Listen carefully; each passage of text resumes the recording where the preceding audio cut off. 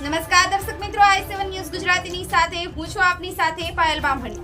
તો જોઈએ આજના મહત્વના સમાચારમાં।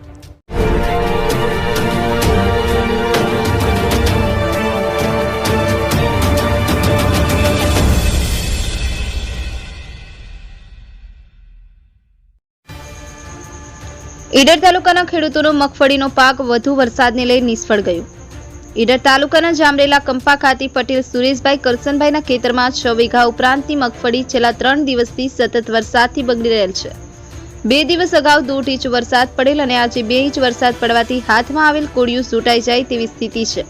મગફળી પાકવાના દિવસો પૂરા થઈ ગયા હોવાથી વડાલી ઈડર વિજયનગર ખેડબ્રહ્મા મગફળી પાકી ગયેલ છે।